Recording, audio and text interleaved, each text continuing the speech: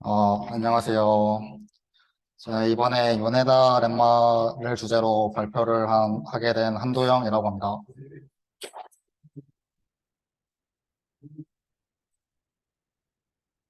제가 이 주제를 선정한 이유는 제가 방학 때 카테고리 디오리에 대해서 공부를 했었는데 그때 너무 재밌게 공부를 했었어가지고 다 같이 공유를 했으면 좋겠다는 마음에서 준비를 했고요. 그리고 또 이 카테고리 이론이 학부 과정에서 잘 안 배우다 보니까 좀 생소하신 분들이 많은 것 같아서 소개를 해보면 좋을 것 같다 싶어서 이제 이 주제를 선정했습니다.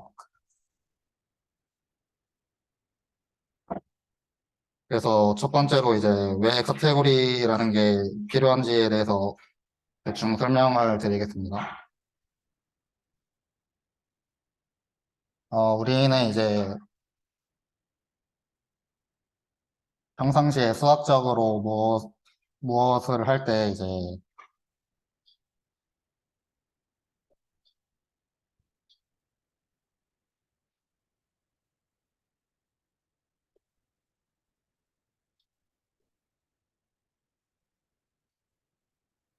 그 올 그룹스나 올 토폴로지컬 스페이스 뭐 이런 표현을 많이 사용하는데 근데 이런 표현에 이제 약간의 문제점이 있습니다. 왜냐면은 집합론을 수강하신 분들은 아시겠지만 모든 셋을 다 모은 셋은 존재하지 않기 때문에 이제 이런 표현들도 이제 마찬가지로 그셋 티오리 관점에서 봤을 때 문제가 있다고 생각되고요. 그래서 어, 예를 들어서 이제 이런 표현을 사용하는 정의가 무엇이냐 하면은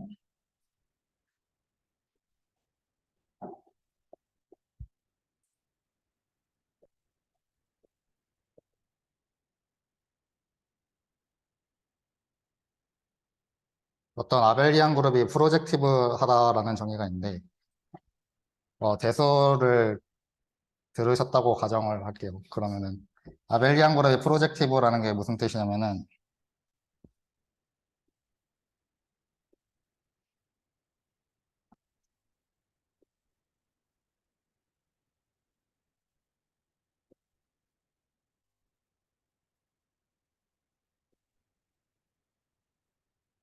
그 B랑 C는 지금 이미 아벨리안 그룹이고요.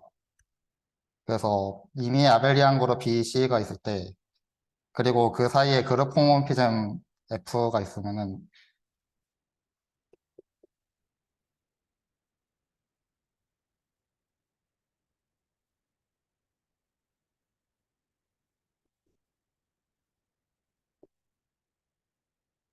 참고로 여기서 F가 서젝티브 함수고요.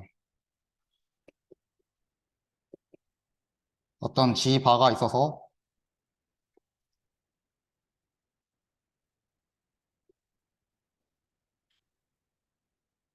이걸 만족하는 G 바가 항상 존재하면은 이거를 이런 A를 아벨 프로젝티브 하다라고 말을 하고요.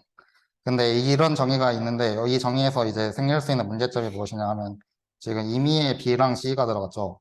근데 임의 아벨리안 그룹 B, C가 들어갔다는 거는 그 아벨리안 그룹 전체를 모은 어떤 오브젝트가 있어야 될 텐데 그, 그 오브젝트는 이제 셋 티오리 관점에서 존재하지 않기 때문에 그런 문제점이 발생합니다. 그래서 이제 카테고리 이론이 도입이 되는데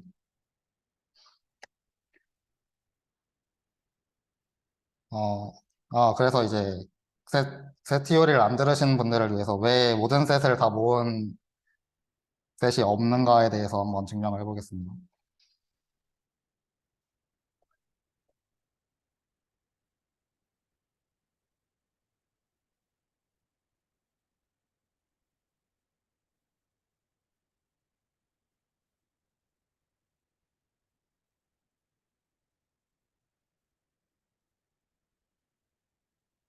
여기 서치대 부분을 만족하면은 이제 S의 원소는 셋인 거랑 동시다라고 했으니까 S는 모든 셋을 모은 셋이 되겠죠. 이걸 증명을 해보면은, 그 집합론의 저희 공리 중에서 그 전체 집합이 셋이면은 그거에 대한 부분 집합 어떤 성질을 만족하는 원소를 다 모았을 때 그것도 셋이 된다라는 공리가 있거든요. 그래서 이제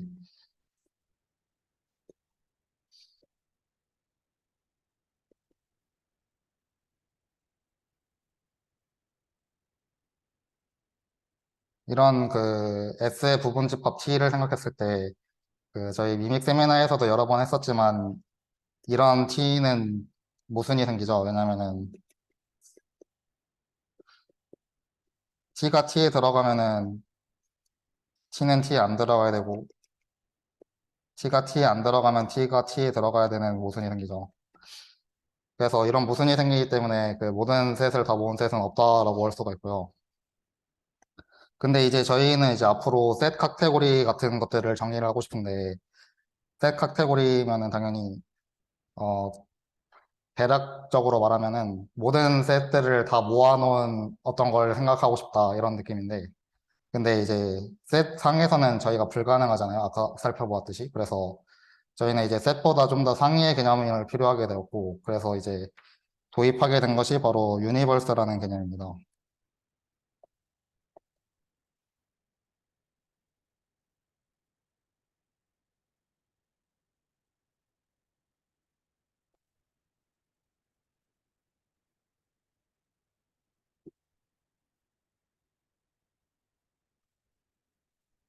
유니버스는 이제 어떤 집합인데 다섯 가지 조건을 만족하는 집합입니다. 첫 번째 조건은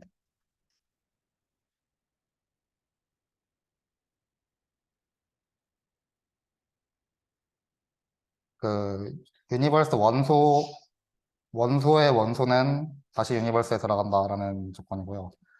그 좀 생소한 분들도 있으시겠지만 이제 집합론에서는 모든 것을 다 집합으로 간주를 하거든요.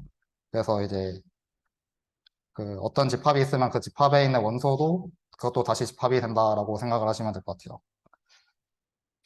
그리고 두 번째 조건은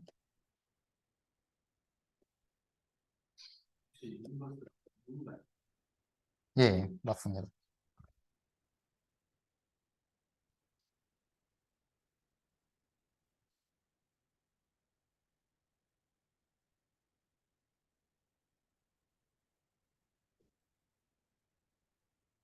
이 조건은 뭐냐면은 그 U 안에 있는 어떤 원소를 잡았는데 이거를 인덱스 셋으로 봤을 때 그 인덱스 셋만큼 U의 원소를 합집합해도 여전히 U에 들어간다는 내용입니다. 근데 이제 인덱스 셋이라는 게 뭐 수학하면서 많이 나오지만 그 여기 인덱스 셋 안에 있는 원소의 개수만큼 합집합을 한다고 이렇게 생각하시면 될 것 같아요. 그 세 번째 내용은 파워셋에 대해서 닫혀 있다. 파워셋이 뭐냐면은 예시를 들어볼게요. 모든 부분 집합을 모아놓은 건데 만약에 이런 집합의 파워셋이다 하면은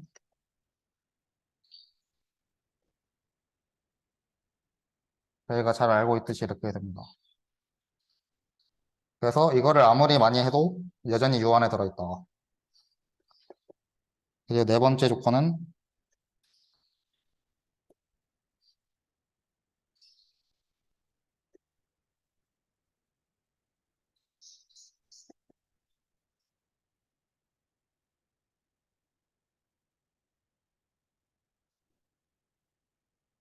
책에는 그냥 이렇게만 써 있었는데 이게 좀 이상해가지고 그 위키백과를 찾아보니까 여기에 그 Y가 U의 서브셋이라는 조건이 추가가 되어 있더라고요. 그래서 이렇게 쓰도록 하겠습니다. 그 어떤 U의 원소에서 U의 부분 집합으로 가는 서젝티브 함수가 존재하면은 그 아까 있었던 부분 집합도 다시 U의 원소가 된다 이런 내용이고요. 다섯 번째 내용은 자연수 전체의 집합은 U에 들어간다. 근데 여기서 말하는 자연수가 그 저희가 생각하는 1, 2, 3, 4 이게 아니고요. 그 집합론에 나오는 0을 포함한 자연수거든요. 0, 1, 2 이건데 여기서 0은 공집합이고 1은 공집합을 원소로 갖는 거고 2는 공집합 집합론 들으셨으면 아실 거라고 생각합니다. 그래서 이거를 다 포함하는 그래서 이제 어, 저희가 이제 유니버스를 정의를 했는데요.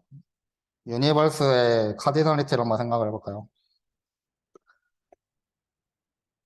지금 여기 보면 자연수가 들어있죠.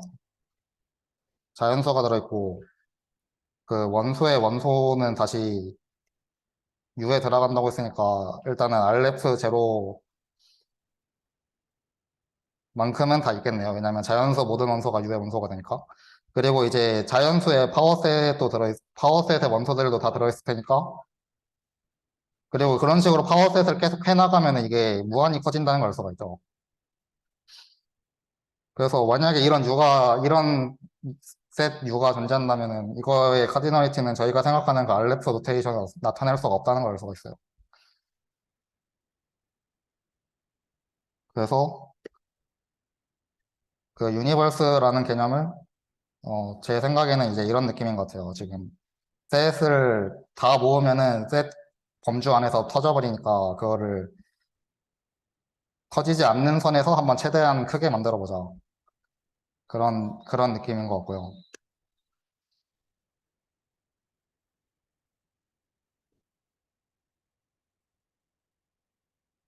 그래서 이제 이거에 대한 성질들 몇 가지가 있는데,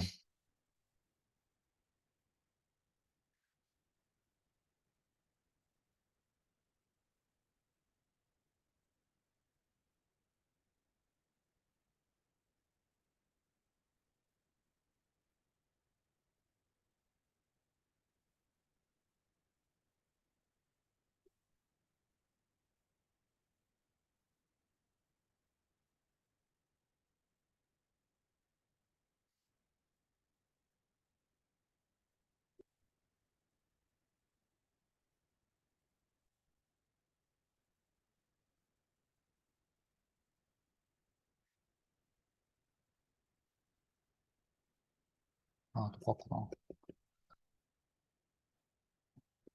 이렇게 네 가지 성질이 있는데, 그 사실 이거 네 가지를 다 증명해 오긴 했는데, 그냥 시간 관계상 한 개만, 1번만 증명을 한번 해볼게요. 근데 지금 약간, 지금 이 XY 표시는 이제 Y에서 X로 가는 모든 함수를 모아놨다는 뜻이고, 이거는 이제 저희가 잘 아는 카타시안 프로덕트인데, 지금 저희가 셋 티오리에서 이거는 이제 X, Y 이렇게 생겼을 건데, 어,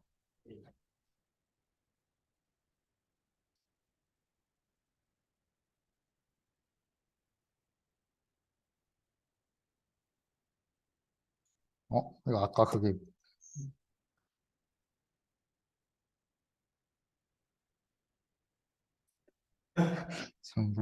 아까 그게 뭔지 모르겠는데 그냥 이렇게 할게요.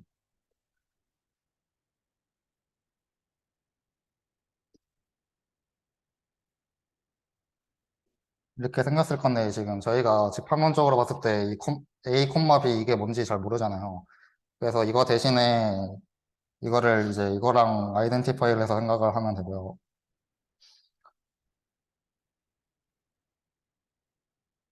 이러면 순서성이 잘 정리가 되겠죠. 어, 네.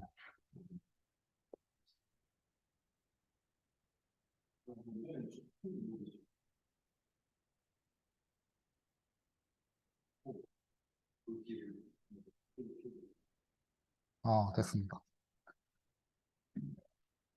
예, 그래서 증명은 1번만 한번 해볼게요.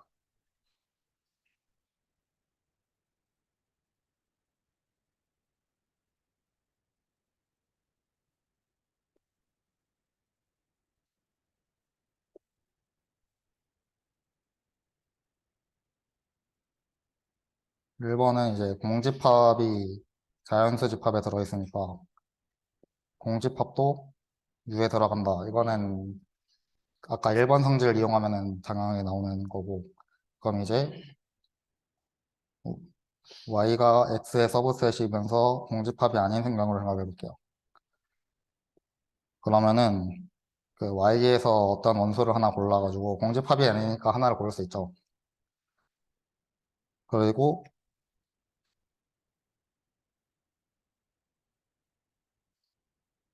X에서 Y로 가는 함수를 정의할 건데 어떻게 정의하냐면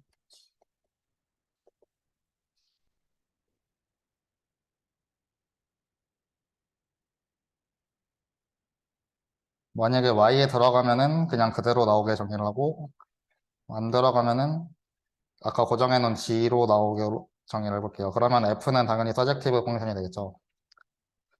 그리고 아까 그 4번 조건에서 Y가 부분집합이 돼야 된다고 했는데 이것도 증명을 할 수가 있는데 일단은 넘어가도록 할게요. 그래서 서젝티브 함수고 해서 아까 그 엑시엄에 의해서 Y는 U의 원소가 되겠죠. 왜냐면 서젝티브 함수가 있으니까. 예, 이런 식으로 이제 나머지 성질들도 다 증명을 할 수가 있고요. 이걸 통해서 알 수 있는 거는 이제 저희가 이 유니버스 위에서는 카타시안 프로덕트든 뭐 모든 함수를 모아놓든 합집합을 하든 뭐 이런 부분집합이 다 들어가고 이런 것들이 다 된다는 거고요.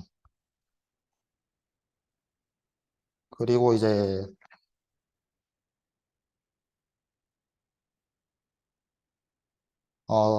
4번 조건이 조금 알아보기가 힘들잖아요. 서젝티브 함수가 필요하니까. 그래서 이거에 대한 동치 조건이 있는데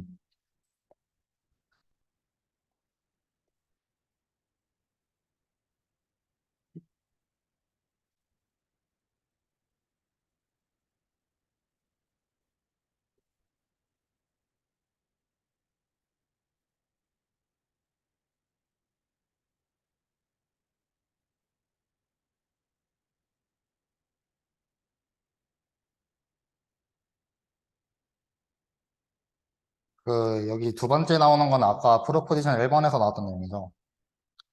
그래서 이제 이쪽 부분은 이미 증명이 됐다고 볼 수가 있고요. 그래서 이쪽 부분을 증명을 할 건데 이걸 증명하기 위해서는 엑시엄 오브 초이스가 필요합니다. 이게 무엇이냐 하면은 대충 설명을 드리면은 어떤 집합 족이 있는데 이거에 대한 그 초이스 펑션이 존재한다는 거거든요. 그래서 초이스 펑션이 뭐냐 하면은 여기다가 이제 이거에 원소 하나를 넣었을 때 뭐, x 원, 어, 그, 그 집합의 원소가 하나가 나오게 되는 함수를 이제 초이스 펑션이라고 그러고 근데 이게 왜 엑시엄이냐 하면은 저희가 기본적인 집합론에선 증명이 안 되기 때문에 이걸 추가를 해야 되고요. 이것이 매우 강력하거든요. 이게 왜 강력한지 생각을 해보면은 여기 두 번째 조건을 보시면은 이게 사실 4번 조건 없이 증명이 되거든요. 제가 해봤는데. 이게 없이 증명이 되는데 근데 그러면은 얘는 사실 4번 조건이 필요가 없다고도 생각할 수 있는 거잖아요. 근데 여기서 반대로 가려면은 이게 없으면은 반대로 못 가거든요. 그래서 사실 엑시움 오브 초이스가 이 유니버스 정의에서 매우 중요한 역할을 한다고도 볼 수 있을 것 같아요. 이거를 어떻게 증명하냐면은 지금 이런 상황에서 y가 들어가는 걸 보여야 되는 거죠. 그래서 이제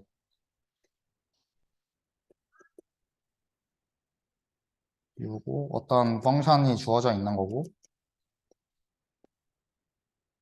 서젝티브 펑션이 주어져 있어요. 그러면은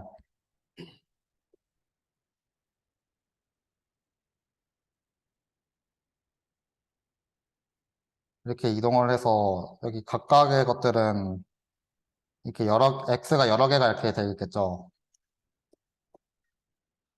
그래서 이제 그 y의 각 원소에 대해서 엑시엄 오브 초이스를 적용을 시켜가지고 이 여러 가지 연결선 중에 하나를 골라줄 겁니다. 그래서 그 y의 원소를 i라고 하면은 i마다 xi를 고를 거예요. 그러면은 어떻게 되냐면 fxi는 i가 되겠죠. 그래서 y에 있는 모든 원소 i마다 이런 xi를 고를 수가 있고 엑시엄 오브 초이스를 이용해서 그러면은 어 저희가 아까 이게 가정이 돼 있잖아요. 그 부분집합은 x의 부분집합은 u에 들어가 있다. 그래서 이 xi들을 다 모은 뭐 대문자 뭐라고 하지? x바라고 할까요? x바는 당연히 x의 부분집합이기 때문에 x바도 u의 원소가 되고 그러면은 얘를 이제 그 유니버스 정의에 나오는 그 몇 번 조건이었죠? 그 유니온 하는 거? 2번 조건인가요? 그래서 얘를 인덱스 셋으로 써서 유니온을 하면은 y가 나온다. 근데 바로 나오지도 않고요. 왜냐면은 뭐 i1, i2 하면은 이게 i1, i2인 거는 아니니까 바로 나오지는 않고요. 이 i에서 또 지금 y가 u의 서브셋이라고 했으니까 i는 u의 원소겠죠. 그래서 i의 파워셋을 생각한 다음에 파워셋의 서브셋 중에 이런 게 있죠. 그래서 얘도 u에 들어가고 얘를 이제 유니온하면은 가 돼가지고 y가 된다. 그래서 이제 액시오무 초이스를 가정하면은 그 서브셋이 다시 u에 들어간다는 걸로 이거 바꿔치기해서 좀 더 간단한 정의를 만들 수가 있다. 자, 근데 여기까지 살펴봤으면은 이제 의문점이 하나 생기죠. 아까도 살펴봤듯이 이런 셋이 존재하면은 그거의 카디널리티는 진짜 말도 안 되게 커질 텐데 이런 셋이 실제로 진짜 셋 범위 안에서 존재할 수 있냐? 라는 의문을 가질 수 있는데 그거는 액시엄으로 졌더라고요.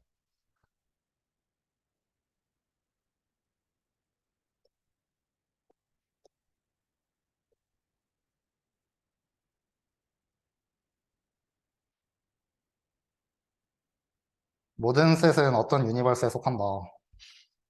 이런 액시엄이 지어져 있습니다. 그러면은 이제 일단 이런 유니버스가 존재한다는 거는 액시엄에 의해서 자명한 사실이고 그뿐만 아니라 모든 셋은 그게 포함되는 어떤 유니버스가 있다는 거겠죠. 그래서 이제 저희는 앞으로 이제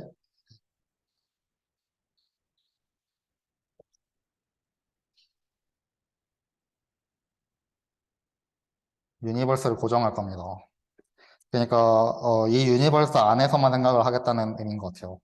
왜냐면 모든 셋은 어떤 유니버스에 속하니까 유니버스를 고정시키고 어, U의 원소를 셋이라고 부를 거고요. U의 서브셋을 클래스라고 부를 수 있어요.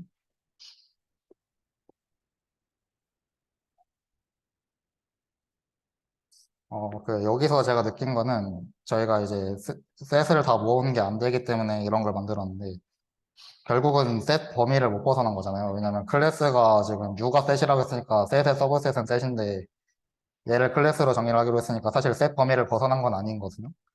하지만 이제 유니버스를 고정시켰으니까 지금 이 유니버스 전체를 셋을 다 모은 걸로 간주를 하겠다 이런 뜻인 것 같아요.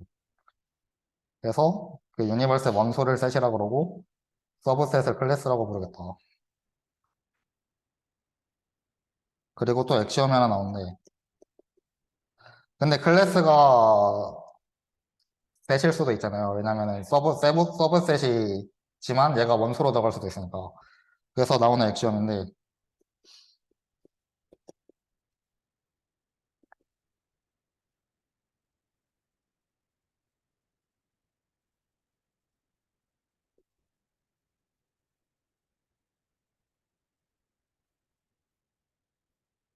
클래스가 셋인 거랑 얘가 다른 클래스에 포함이 되는 거랑 동시다.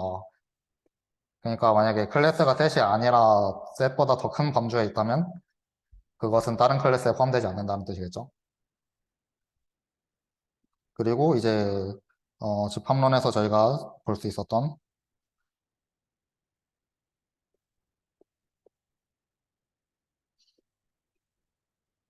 컴프리헨션 스킨이라는 게 있는데 이게 뭐냐면은 그냥 예시를 들어볼게요.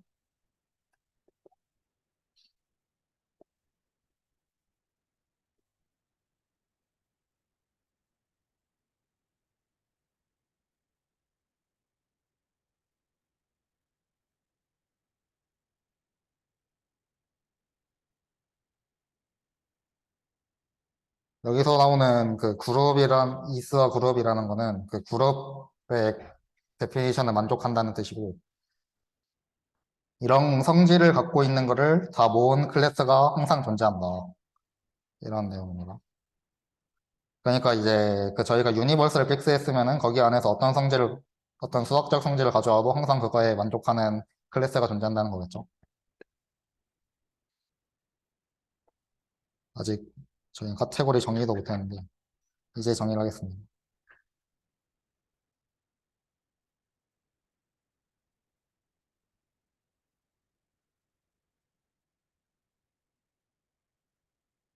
카테고리 C를 정의할 건데, 이게 뭘로 구성되어 있냐면은,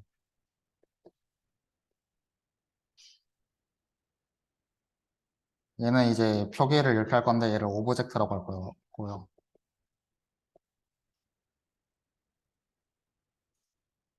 이제 오브젝트 A, B가 있을 때,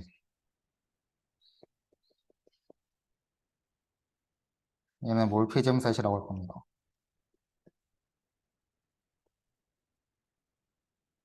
이게 몰피즘이라는 게 함수 비슷한 거라고 생각하시면 되는데, 사실 함수는 아니고요.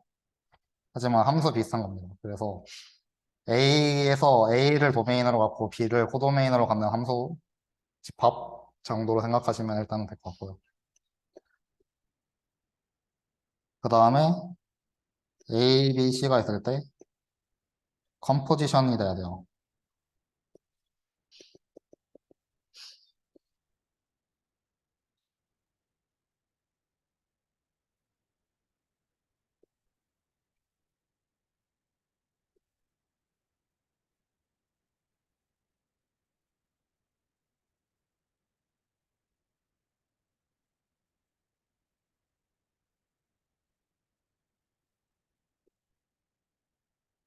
이게 컴포지션은 그냥 그 노테이션 이렇게 쓰는데 그 뭐 함수에서는 그냥 함수 합성 같은 걸로 생각하시면 되고.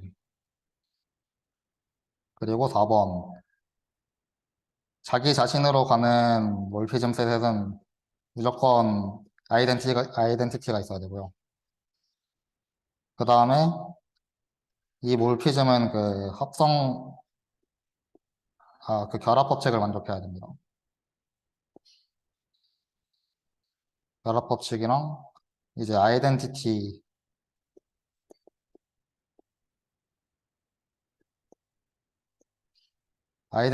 대해서는 이제 똑같이 나와야 되고, 그래서 이제 이런 조건을 다 만족하는 오브젝트들이랑 몰피즘 셋들을 주면은 얘가 카테고리가 된다.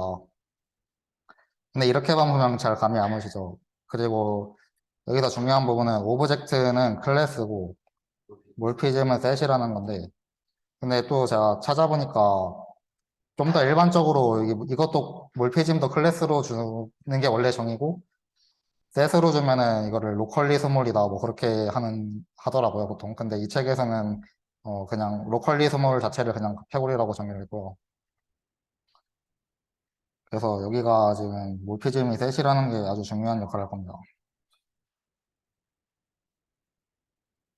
그래서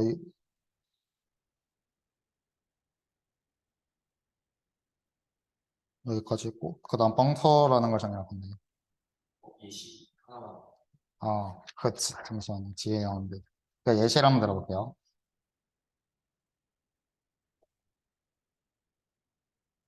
이제 가장 쉬운 예시로 셋 카테고리라는 게 있는데 얘는 오브젝트를 셋으로 주고, 그러니까 이제 셋이라는 거는 이렇게 셋을 다 모았다는 건 저희가 아까 말했던 셋 오브 올 셋 뭐 이런 겁니다. 셋을 다 모은 걸 오브젝트로 주고, 올피즘은 아까도 했듯이 이런 모양인데, 이게 뭔 뜻이냐면은 셋에서의 몰피즘은 그냥 저희가 아는 펑션으로 주거든요. 그래서 A에서 B로 가는 모든 펑션을 다 모은 셋입니다. 그러니까 이제 셋 카테고리는 오브젝트들을 정의하고 그 오브젝트 사이에 뭐 관계 같은 느낌의 몰피즘을 정의하면은 된다. 그리고 이 펑션은 당연히 컴포지션 로우나 뭐 아이덴티티나 이런 거 다 잘 되죠. 그리고 이제 토폴로지컬 스페이스 카테고리가 있는데 여기는 이제 당연히 오브젝트는 토폴로지컬 스페이스가 되고 몰피즘은 당연히 컨티뉴어스 맵이 되겠죠.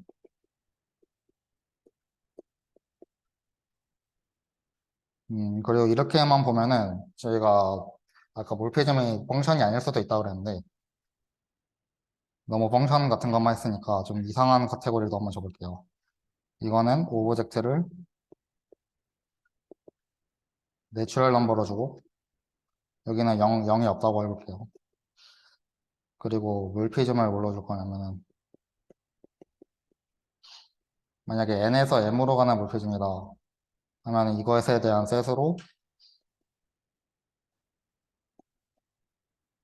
그 n 곱하기 n 매트릭스를 다 모은 셋을 줘볼게요. 그러면은 어떻게 되냐면은 그리고 이제 컴포지션은 이제 매트릭스 멀티플리케이션으로 주면은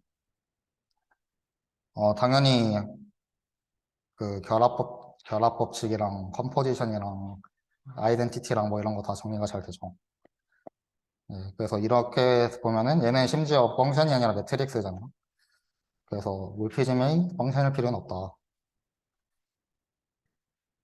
지금까지 카테고리 예시를 알아봤고 이제 벙터가 뭔지에 대해서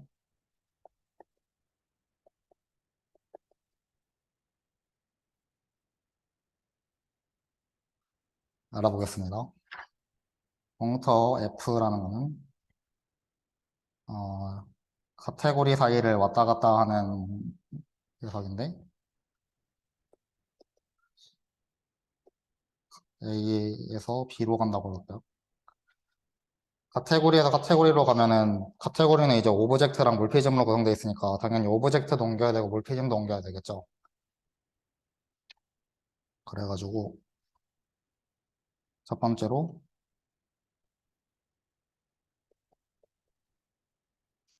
얘가 지금 오브젝트 셋이라고 했었으니까 오브젝트 클래스라고 했으니까 오브젝트를 오브젝트로 옮겨주는 함수입니다.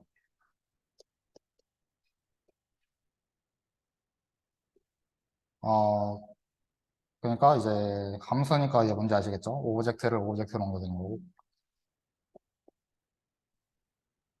그 다음에 이제 만약에 몰피즘도 옮겨줘야 되는데 만약에 A에서 A 프라임으로 가는 몰피즘이 있다고 볼게요.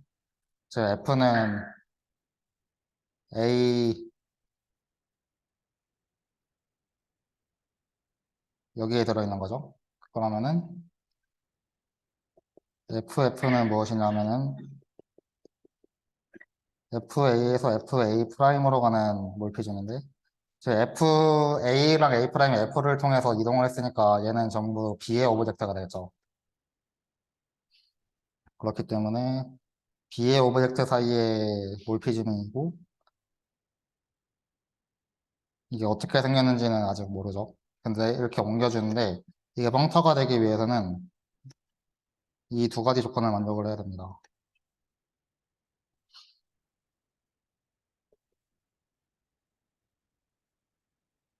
어, 이거랑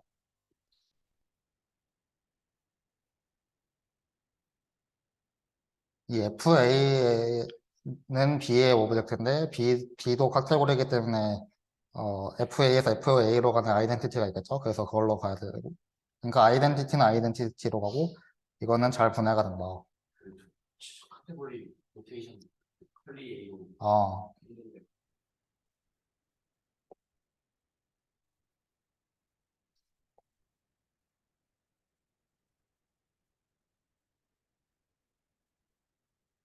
이거 어떻게 써야 될지 모르겠는데 그냥 이렇게 쓸게요. 그래서 이제 벙터가 뭔지 알아봤고 사실 이렇게만 보면은 뭔지 잘 모르잖아요. 근데 벙터 예시가 있으니까 한번 이따가 나오면은 예시를 보시면 좀 더 이해가 잘 될 수 있어요.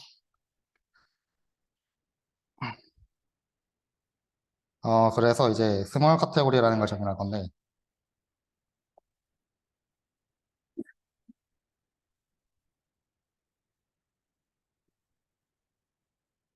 스몰 카테고리는 아주 정의가 쉽습니다.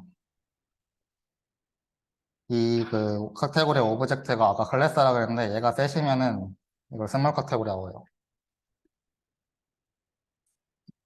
아주 쉽죠.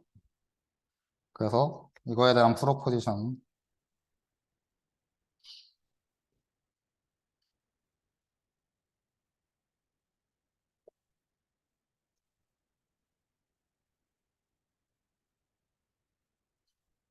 스몰 카테고리를 오브젝트로 주고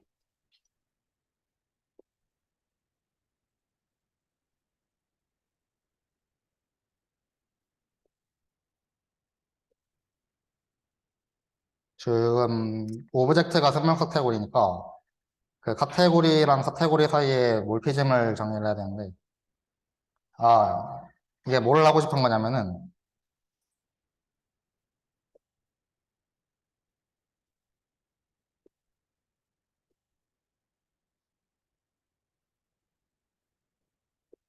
그 저희는 이제 스몰 카테고리라는 카테고리를 정의를 하고 싶은 거예요.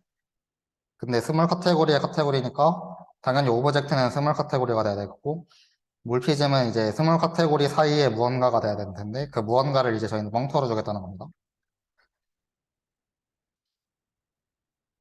그래서 이렇게 구성을 하면은 아까 저희가 말했던 그 카테고리의 정의를 다 만족을 하고요. 가장 문제가 되는 부분이 뭐냐면은 지금 스몰 카테고리의 카테고리는 정의할 수 있지만 카테고리의 카테고리는 정의가 잘 안 되거든요. 그 이유가 무엇이냐면은 몰피즘이 지금 얘가 셋이 된다고 했는데 근데 그냥 카테고리면은 얘가 셋보다 더 커질 수가 있어서 안 될 수가 있거든요. 그래서 스몰 카테고리일 때는 잘 된다. 그거를 어떻게 생각을 하면 되냐면은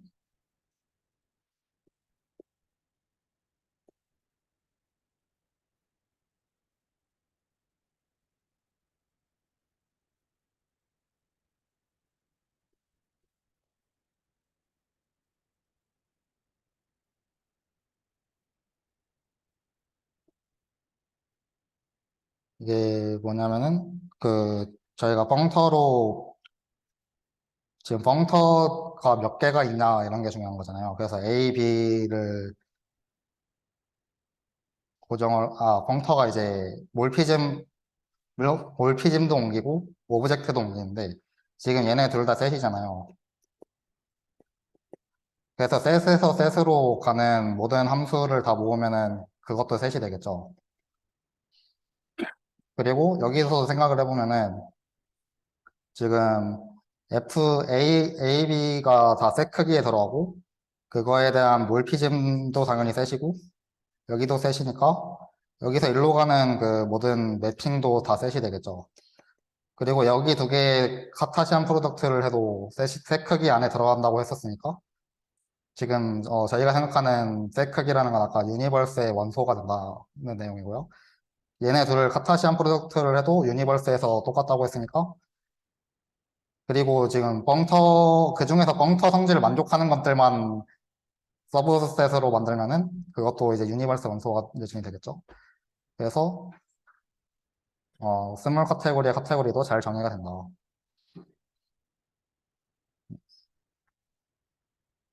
하지만 스몰 카테고리가 아닐 때는 정의가 잘 안 된다. 그런 내용이고요. 혹시 지금까지 질문 같은 거 있으실까요?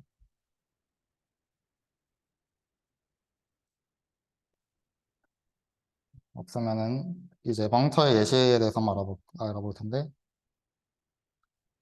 어, 시간 관계상 하나만 알아볼게요. 제일 중요한 거.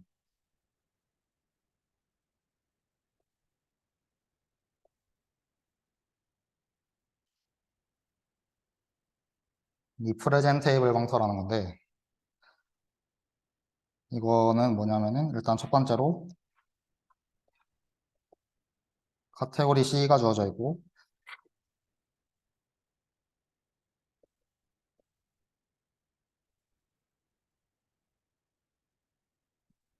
C의 오브젝트 하나를 고정을 할게요. 그러면은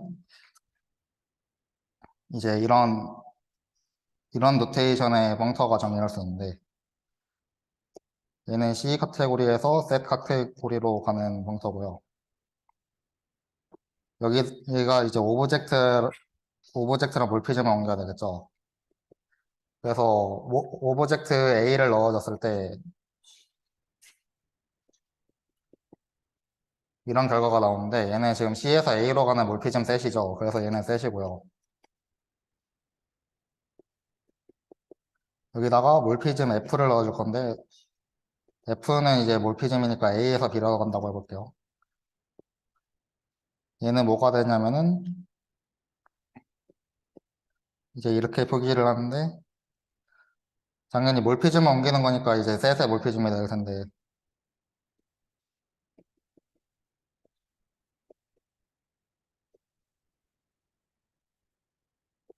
지금 얘도 셋이고 얘도 셋이고 아까 셋 카테고리에서 몰피즘은 그냥 펑션이라고 했었죠. 그래서 그냥 펑션이 나와야 되는데 결과가 어떻게 되냐면은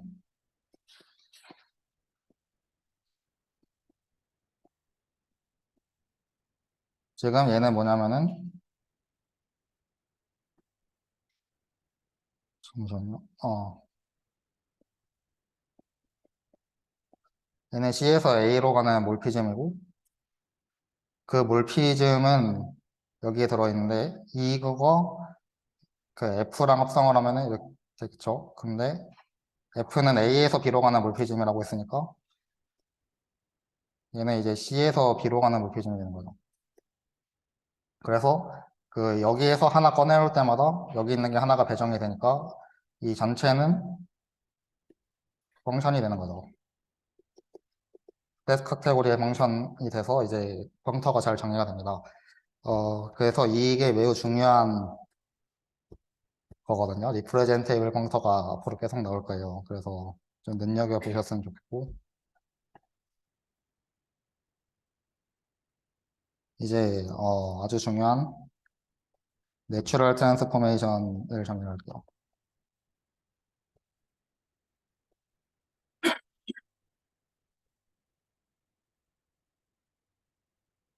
이거는 뭐냐면은 펑터가 두 개가 주어져 있는데 A에서 B로 가는 펑터 두 개가 있을 때 이 펑터들 사이의 관계에 대한 얘기거든요. 그래서 내추럴 트랜스포메이션 알파 이거를 이런 식으로 표기를 하는데 이게 뭐냐면은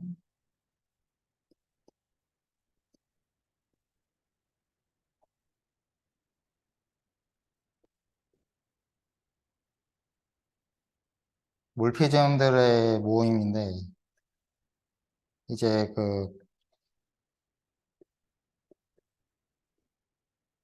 A 오브젝트를 하나 고를 때마다 몰피즘을 하나씩 고를 거예요. 무슨 몰피즘이냐면은 FA에서 GA로 가는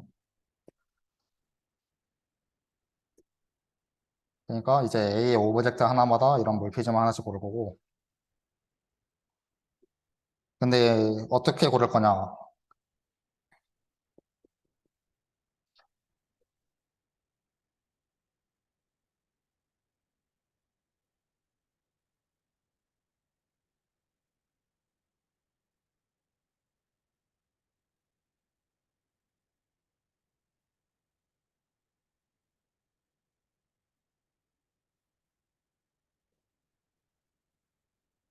A에서 A 프라임으로 가는 몰피즘 F랑 지금 이게 다 임의예요.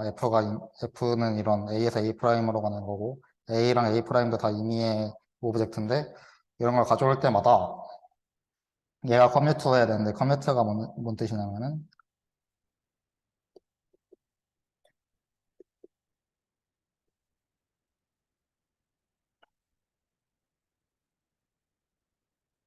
이거 이 순서를 따라서 합성을 했을 때 결과값이 똑같이 나오면은 그걸 커뮤트가 간다고 하거든요. 그래서 이것이 만족하게 알파를 잡으면은 그걸 이제 내추럴 트랜스포메이션이라고 그러고 이게 한 번 봤을 때 당연히 이해가 잘 안 되거든요. 그래서 예시를 몇 가지 가져왔는데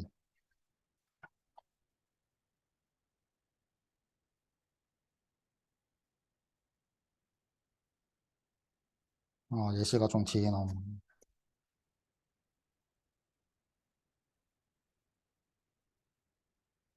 그래서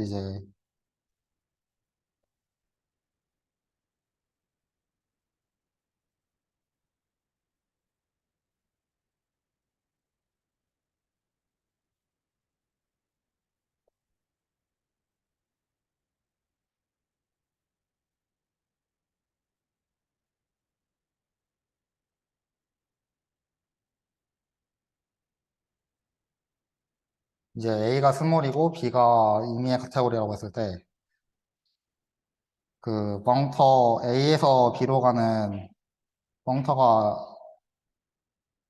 있겠죠. 그러면은 이 벙터를 다 모은 거랑 이거를 오브젝트로 주고 벙터에서 벙터 사이로 가는 내추럴 트랜스포메이션이 있겠죠. 이거를 이제 몰피즘으로 주면은 이게 그 벙터들을 다 모은 벙터 카테고리가 됩니다. 근데 얘가 스몰일 때.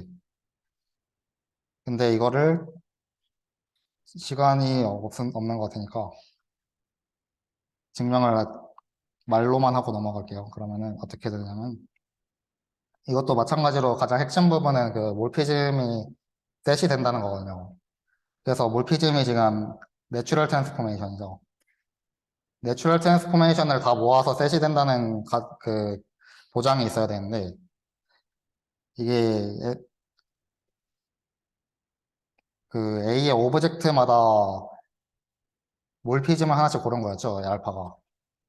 그래가지고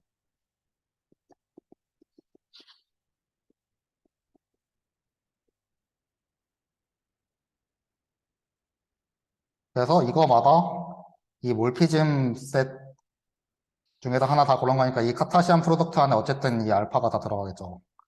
근데 저희가 이제 이것도 셋이고 이것도 셋이고 그 카타시안 프로덕트 한 것도 셋이니까 이제 알파가 셋이 된다는 걸 보장할 수 있고요.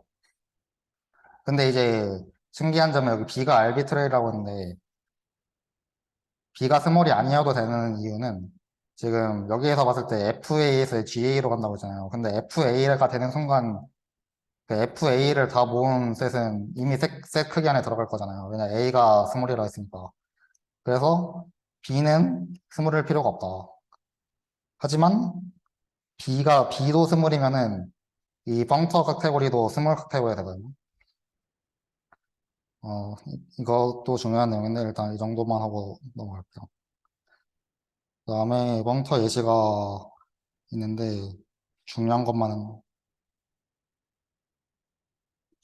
할게요. 중요한 것만. 그래서 이제 내추럴 트랜스포메이션 예시가 무엇이냐 하면은 그 제가 저번 학기에 했던 그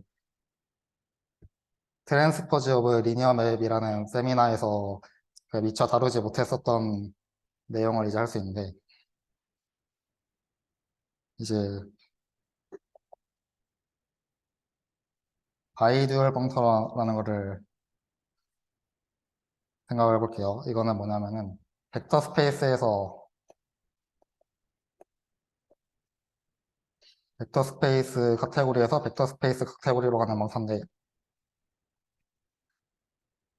어, 오브젝트는 만약에 V가 있으면은 얘를 V 스타 스타로 옮기는 거고 그 더블 듀얼에 대해서는 저번 학기에 했으니까 그리고 어, 만약에 F가 있으면은 얘를 어떻게 옮길 거냐면은 그 듀얼 맵이라는 게 있는데 얘는 이렇게 옮기는 걸 듀얼 맵이라고 하거든요. 근데 F를 F 스타 스타로 옮길 건데 이게 뭐냐면은 F 스타를 한 번 더 스타로 한 거예요. 그래서 이런 정의를 갖고 이제 바이듀얼 방사가 정리가 됐고 그리고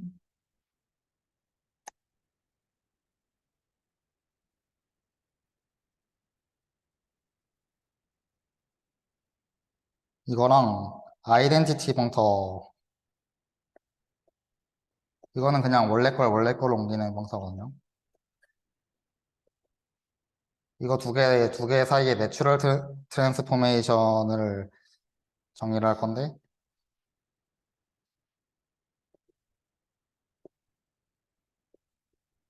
어떻게 정의를 할 거냐면은 이건 대문자고 이건 소문자입니다.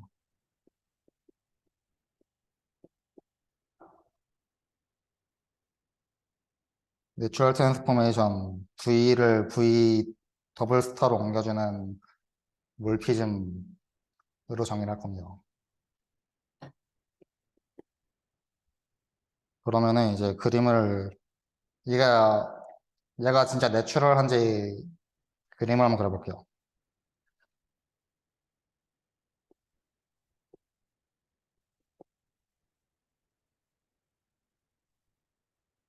V1에서 V2로 가는 리니어 맵이 있고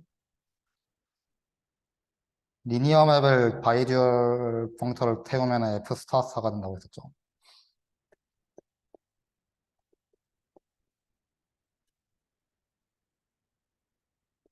얘가 정말 커뮤트하냐를 보이면 되는 거잖아요. 그리고 이제 사실 시간 관계상 안 할 거지만 이 카테고리에서도 이제 아이소모피즘이라는 개념이 있습니다. 그 모노모피즘이랑 그 에피모피즘이 있는데 이게 좀 특이한 게 모노모피즘이라고 인젝티브인 건 아니고요. 에피모피즘이 서젝티브인 것도 아니고요. 그리고 모노모피즘이면서 에피모피즘이라고 아이소모피즘인 것도 아니고요. 하지만 비슷한 정의가 원래 정의인지 원래 여기서 나온 거 같긴 하지만 뭐 그런 정의가 있고 그리고 이거는 이제 아이소모피즘이 되기 때문에 얘가 이제 내추럴 아이소모피즘이 된다. 이거를 증명을 해봤는데 그냥 쓰고 넘어갈게요. 바로 설명 없이.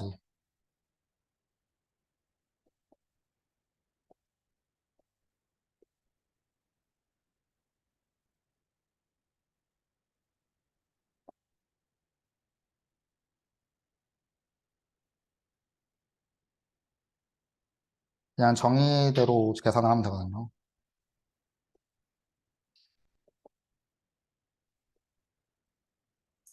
참고로 V 스타스타는 이런 정의를 갖고 있습니다.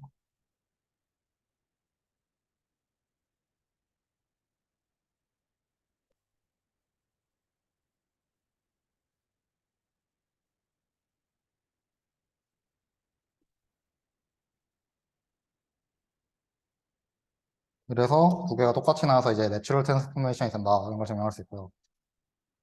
참고로 이게 모피즘을 보내는 거랑 그냥 오브젝트를 보내는 거랑 똑같은 노테이션을 써서 헷갈릴 수가 있는데 둘이 결과값이 다르니까 그걸 유의해서 하면 되고요.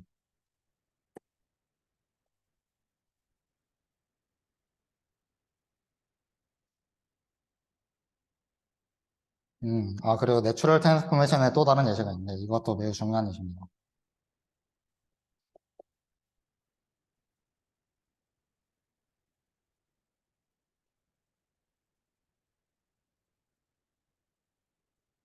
이제 얘가 벙터라는 건 이제 우리가 알고 있는데 이 벙터들 사이를 움직이는 내추럴 트랜스포메이션을 이렇게, 이렇게 표시를 할 거고요. 이거는 어떻게 정의가 되냐면은 얘 그 오브젝트 하나 줬을 때 이렇게 자연스럽게 정의를 할 겁니다. 그러면은 얘가 실제로 내추럴 트랜스포메이션이 되는데 이거는 일단 생략을 할게요. 정의가 이렇다는 것만 알면 돼가지고. 예, 드디어 이제 요네다 렘마를 스테이트 할 겁니다.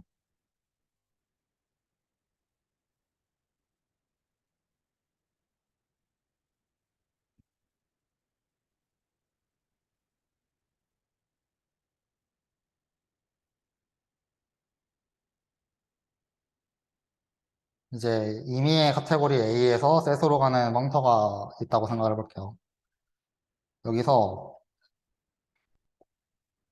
A를 빅스하고 오브젝트를 하나 빅스하면은 이거에 대한 그 리프레젠테이블 벙터가 있겠죠.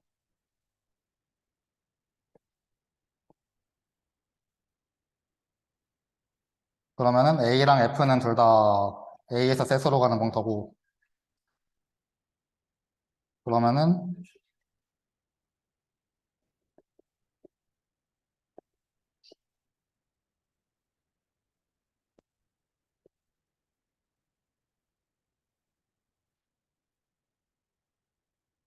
얘는 그냥 함수거든요.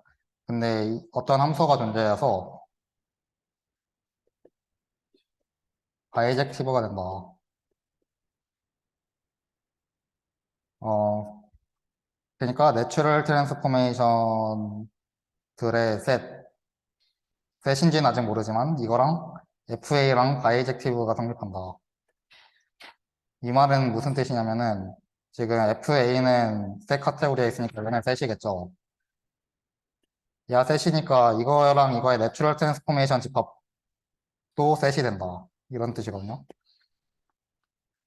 그리고 이제 뒤에 스테이트먼트가 몇 개 더 있는데 이 F를 변수로 봤을 때도 얘는 내추럴하고 A를 변수로 봤을 때도 내추럴하다라는 게 있는데 일단은 이거 바이젝티브부터 한번 보여볼게요.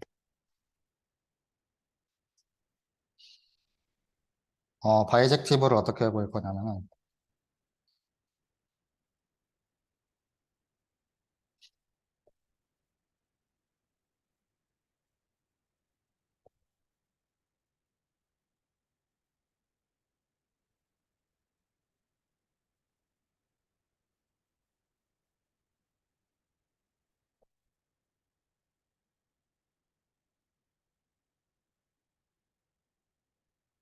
자, 지금 저희는 세타가 지금 어디에서 어디로 가냐면은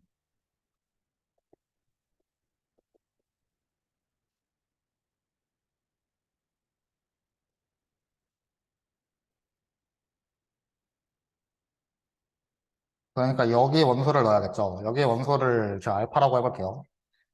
그래서 알파를 넣었을 때 이게 이렇게 정리를 하면은 얘가 지금 FA 원소가 되거든요.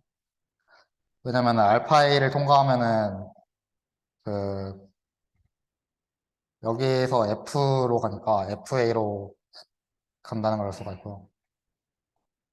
그래서 이렇게 정리를 하고 이제 반대가 되는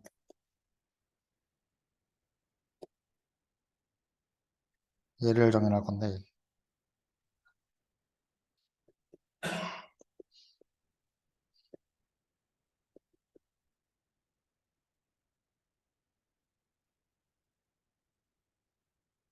지금 뭘 하고 싶은 거냐면은 역함수를 구해가지고 두 개를 합성했을 때 아이덴티티가 나온다는 걸 보이고 싶은 거예요. 그래서 지금 얘가 여기서 일로 갔으니까 이제 반대로 가는 게 필요하겠죠. 그래서 이제 그 반대로 가면은 그 결과값이 내추럴 트랜스포메이션이 되니까 내추럴 트랜스포메이션이 되려면은 여기에 그 A의 오브젝트를 하나 골랐을 때 그거에 대한 이런 표현이 필요하다고 했었죠. 그래서 여기다가 FA의 원소를 넣었을 때 내추럴 트랜스포메이션을 정해야 되는데 이게 어떻게 정의가 되냐면은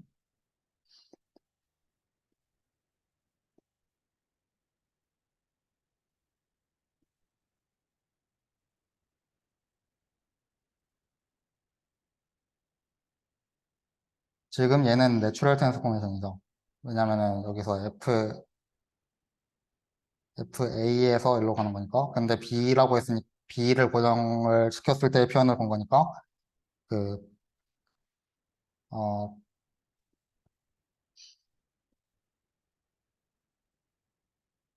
이런 이런 몰피즘이 돼야 되고 그래서 이제 얘가 실제로 내추럴 트랜스포메이션이 된다는 것도 증명을 해왔는데 이거는 어,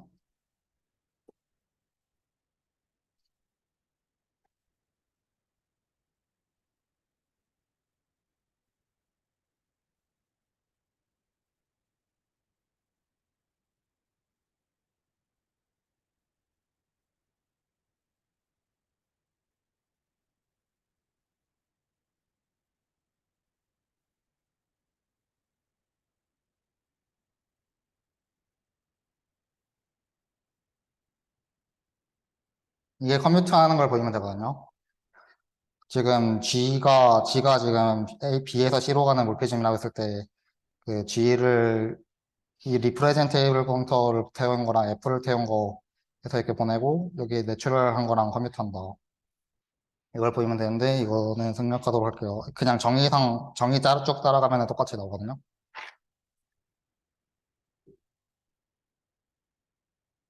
그래서 이제 그 키 파트인 이게 서로 합성했을 때 아이덴티티가 된다는 걸 볼게요. 일단 첫 번째로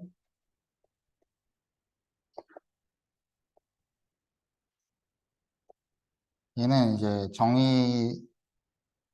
그 세타의 정의를 사용하면은, 이거 아니네.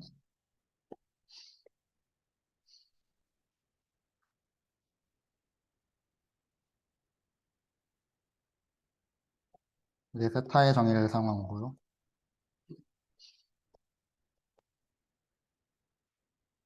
이게 타우의 정의를 사용한 거죠.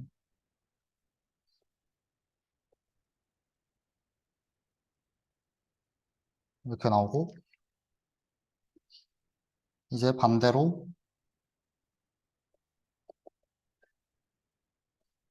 이제 알파는 내추럴 트랜스포메이션,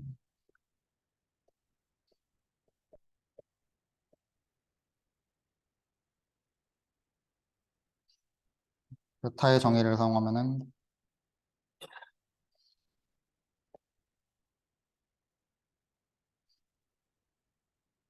그리고 이제 타우의 정의를 사용해서,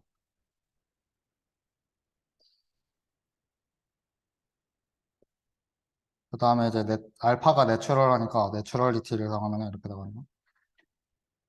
근데 사실 이거는 그냥 그 정의를 알면은 그냥 계산이어가지고, 그래서 이거의 결과값이 알파의 결과값과 똑같다는 걸 알 수가 있죠. 그래서 이제 알파랑 똑같아진다. 알파로 시작해서 다시 알파로 왔다. 그래서 이제 바이젝티브인 걸 보였습니다, 지금.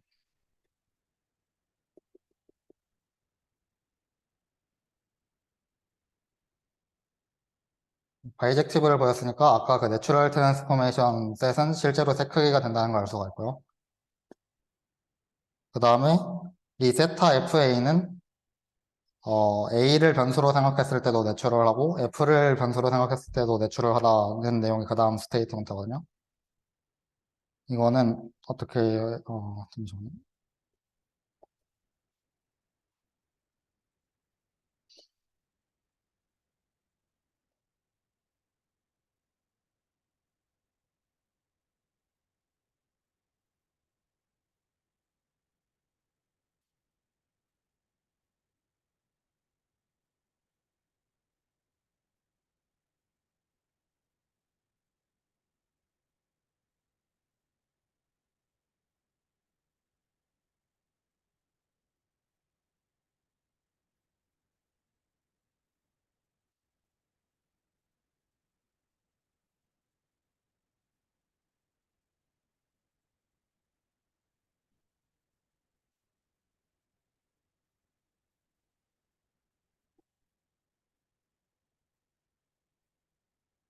이렇게 정의한 새로운 n이라는 벙터를 생각을 했을 때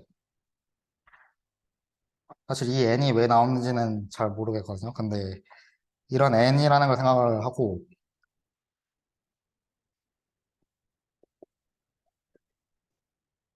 이렇게 두면은 얘가 n에서 f로 가는 내추럴 트랜스포메이션이 된다. 인 걸 볼 수가 있고요.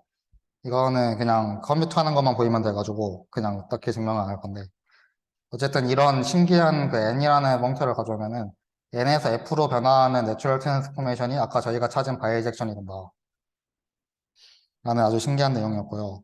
그 다음에 얘는 이제 a를 변수로 보고 f를 변수로 볼 수도 있는데 근데 여기서 주의할 점이 f를 변수로 보려면은 어, 벙터 카테고리가 필요해서 a가 스몰이 돼야 된다는 가정이 추가로 필요하고요. 여기서도 이제 아까 여기서 n을 정의한 것처럼 새로운 펑터를 가져오는데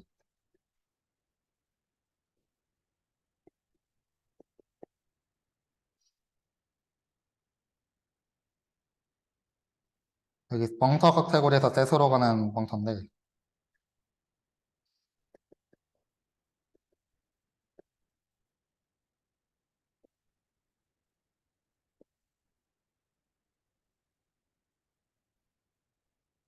벙터 카테고리에서 모피즘이 그 내추럴 트랜스포메이션이라고 했었죠. 그래서 내추럴 트랜스포메이션을 주고, 그 자연스럽게 정의를 주면은,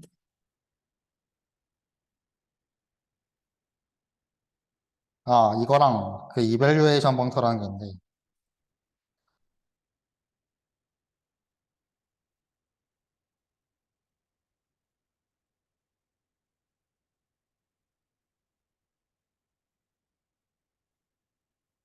이렇게 주면은,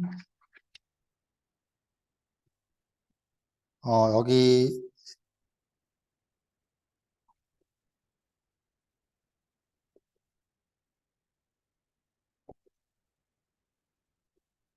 여기서 일로 가는 내추럴 트랜스포메이션이 저희가 아까 찾았던 그 바이젝션이 된다는 것도 그 커뮤테이티브 바이아그램 따라가면서 증명할 수 있습니다. 그래서 이제 결론적으로는 저희가 찾은 바이젝션은 매우 자연스러운 친구였다는 걸 알 수가 있죠. 그래서 이제 끝으로 왜 이런 lem마가 카테고리에서 중요한 내용인가에 대해서 한번 찾아봤는데, 그 저희가 아까 했던 리프레젠테이블 벙터라는 게 그 어떤 카테고리를 셋으로 보내는 거였는데, 아주 자연스러운 방법으로 셋으로 보낸 거였는데, 이제 저희가 임의의 카테고리를 그 구조를 잘 알지 못하는데, 셋의 구조는 그래도 비교적 잘 알고 있잖아요. 그래서 그거를 셋으로 옮겨준다. 그리고 저희가 아까 그 내추럴 트랜스포메이션 집합이 그 FA랑 바이젝션이 있다고 했으니까 저희 잘 모르는 카테고리를 어떤 그 셋의 뭐 구조로 생각을 해줄 수 있다. 뭐 그런 의미가 있다고 하더라고요. 그래서 이거에 대한 그 아주 저희가 잘 알고 있는 게 뭐가 있냐면은 그 케일리 디오렘이라고 그 저희 대수 시간에 배우는데 그거를 요네다 렘마의 특수한 케이스로 볼 수 있다고 하더라고요. 이거를 대충 증명을 하면은 어떤 그룹 G가 있을 때 이 그룹 자체를 카테고리로 볼 수가 있거든요.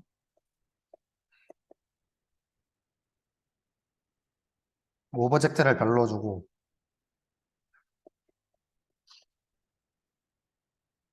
별에서 별로 가는 몰피즘을 이제 그룹의 원소로 주는 거죠. 그러면은 네. 별은 의미하는 게 없어서 별인 것 같아요. 그냥 한 개인 거예요, 그냥. 예. 그래서 한 개밖에 없으니까 몰피즘은 당연히 같은 거에다 같은 걸로 가야 되고, 그리고 아까 1별도 있어야 될 거 아니에요. 이거를 2라고 하고, 그리고 그 모든 그 그룹의 원소를 몰피즘으로 주는 거죠. 그러면은 그 몰피즘들끼리는 컴포지션이 돼야 된다고 했는데, 그 컴포지션을 이제 그룹 멀티플리케이션으로 주고, 하면은 카테고리가 잘 정의가 되거든요. 그래서 이제 여기다가 요네다 렘마를 적용을 하면 어떻게 되냐면은,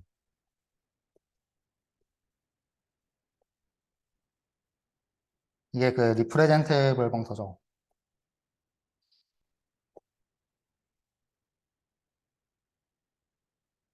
얘랑 바이젝, 바이젝션이 존재하는데,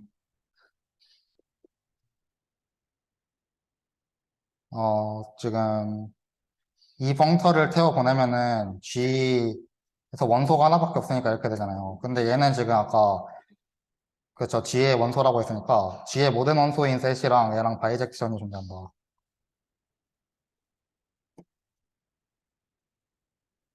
윤회다는 말 적용하면 이렇게 되고요.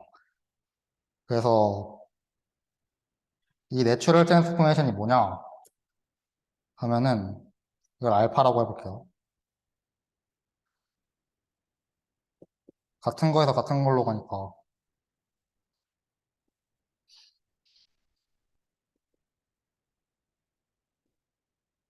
지금 이 리프레젠테이블 벙터에서 당연히 오브젝트는 별밖에 없으니까 별은 별로 이동하겠죠. 아니다.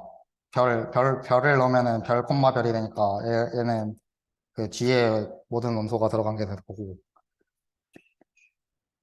그래서 G에서 G로 가는 몰피즘이 이 원소인데, 이 원소를 왼쪽에 곱하는 거를 A 스타라고 해볼게요. 그래서 이거가 이제 컴퓨터를 해야 되는데, 이 알파가 지금 내추럴 트랜스포메이션이니까 얘 원소인 거죠.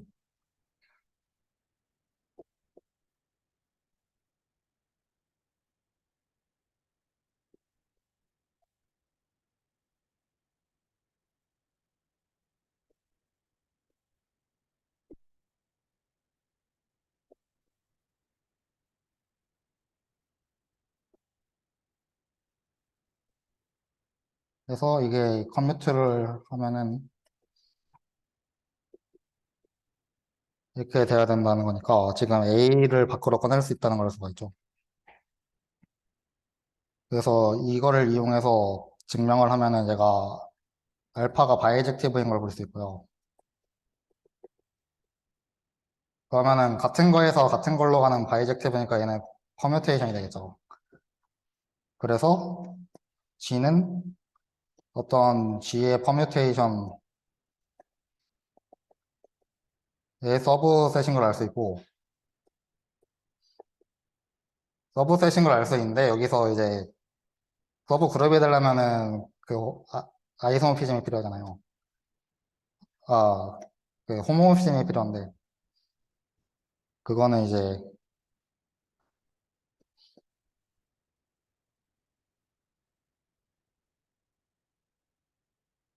이거를 보면 되는데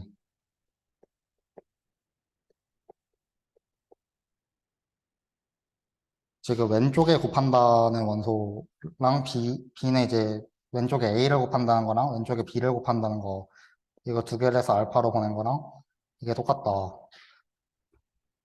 이것도 얘 얘를 이제 그냥 A랑 아이덴티파이를 할 수 있거든요. 그래서 이런 관점에 생각해보면 이거를 증명할 수 있고요. 그래서 케일리 디오렘을 요네다 렘마로 증명할 수 있다. 뭐 그런 내용입니다. 네, 여기까지 하겠습니다.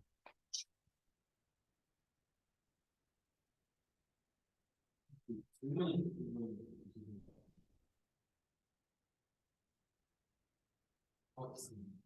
네.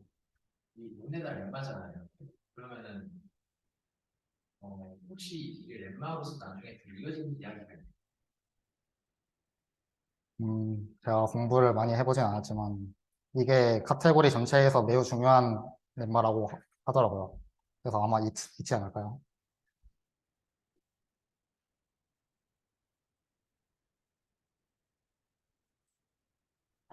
어, 어,